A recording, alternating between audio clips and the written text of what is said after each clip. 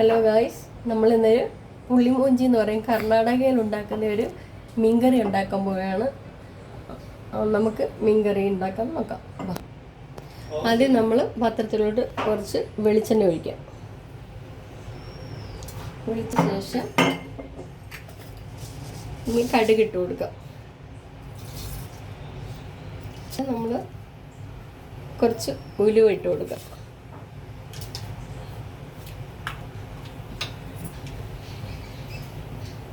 ഉലുവ ഇട്ട് ഇത് ഒന്ന് പൊട്ടിയതിന് ശേഷം നമ്മൾ ഈ കറിവേപ്പില ശേഷം നമുക്ക് ഇഞ്ചി വെളുത്തുള്ളി അരിഞ്ഞിട്ട് കൊടുക്കാം.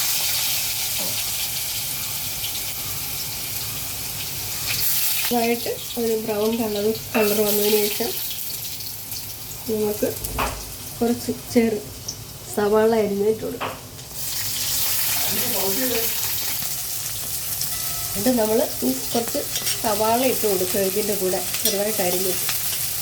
എന്നിട്ട് ഇതൊന്ന് മൂത്തതിന് ശേഷം നമ്മൾ മല്ലിപ്പൊടി മുളക് പൊടി ചേർത്ത് കൊടുക്കുക.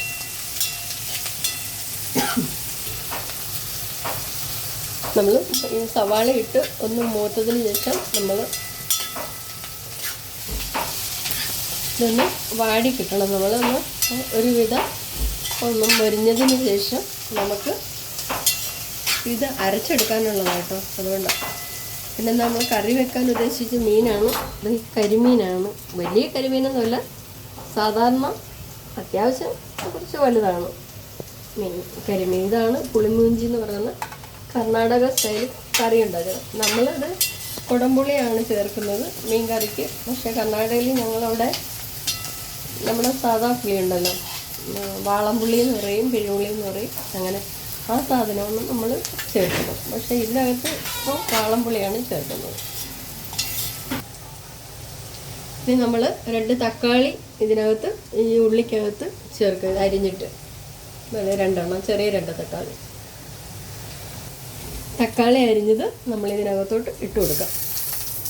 അപ്പോൾ ഈ ഉള്ളിക്കകത്ത് കിടന്ന് ഇതൊന്ന് വാടിക്കിട്ടണം. വാടിക്കിട്ടിയതിന് ശേഷം നമുക്ക് ഇത് അരച്ചെടുക്കണം. അതാണ് അതിന് ഇങ്ങനെ ഉള്ളിയും മുളകും ഒക്കെ ചേർക്കണം.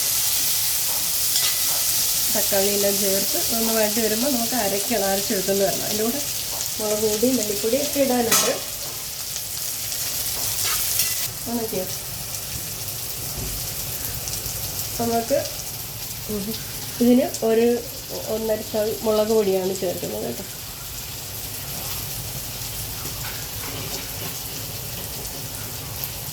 പിന്നെ നമുക്ക് മല്ലിപ്പൊടി ഇട്ട് കൊടുക്കാം.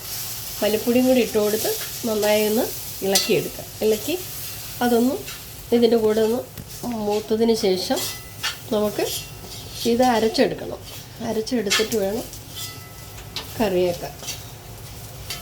ഇനി നമ്മൾ ഇത് അരയ്ക്കാൻ വേണ്ടിയിട്ട് ജാറിനകത്തോട്ട് വരയിടുക, മിക്സിക്കകത്ത് അരച്ചെടുക്കുക. നമ്മളിത് വറുത്ത പാത്രത്തിൽ തന്നെ, വറുത്ത് കോരിയ പാത്രത്തിൽ തന്നെ കുറച്ച് എണ്ണ ഒഴിച്ചു കൊടുക്കുക, വെളിച്ചെണ്ണ ഒഴിച്ചു കൊടുക്കുക.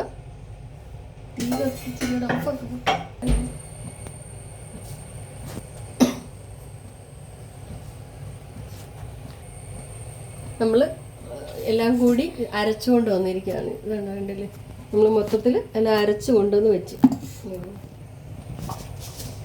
അരച്ചിട്ട് ഇനി നമ്മൾ കടുക് വറുത്തിട്ട്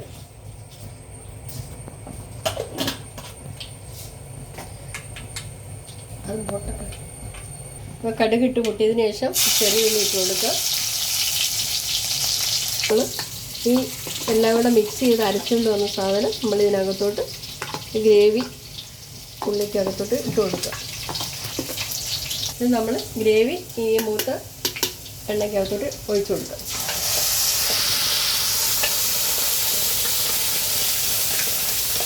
നന്നായി ഒന്ന് ഇളക്കി കൊടുക്കുക.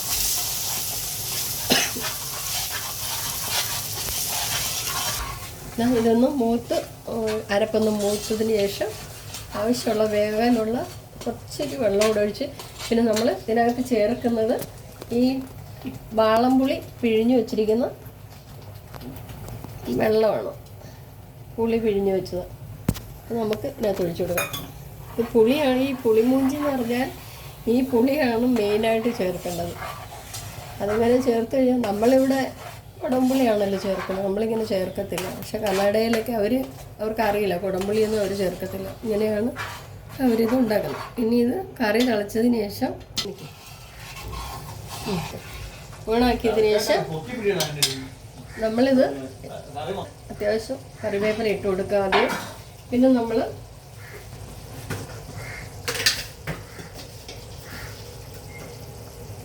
ആവശ്യത്തിനുള്ള ഉപ്പിട്ട് കൊടുക്കുക. ഉപ്പിട്ടതിന് ശേഷം നമ്മുടെ മീൻ പറക്കി ഇട്ട് കൊടുക്കുക.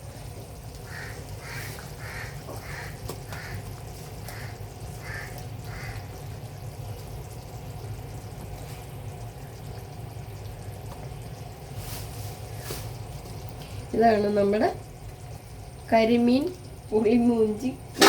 കേൾക്കുമ്പോൾ തോന്നണ്ട കേട്ടോ. നമ്മുടെ കറി ശരിയായിട്ടുണ്ട്. കറി നല്ലതുപോലെ കുറുകിയിട്ടുണ്ട്. വേണ്ട വറ്റി ഒക്കെ വന്ന് എണ്ണയൊക്കെ മേളിൽ തെളിഞ്ഞിട്ടുണ്ട്. ഇനി നമുക്ക് ഇത് കറിവേപ്പില ഇട്ട് കൊടുക്കാം. കറിവേപ്പില ഇട്ട് അടച്ച് വെച്ച് കൊടുക്കാം. അടച്ച് വെച്ച് ശകലനേരം ഇങ്ങനെ തന്നെ വയ്ക്കാം. ഇത് കണ്ട് എല്ലാവരും ഇതൊന്ന് വെച്ച് നോക്കണം. വെച്ച് നോക്കി കഴിച്ചിട്ട് അഭിപ്രായം പറയണം. എന്നിട്ട് സബും ലൈക്കും സബ്സ്ക്രൈബും ചെയ്യണം.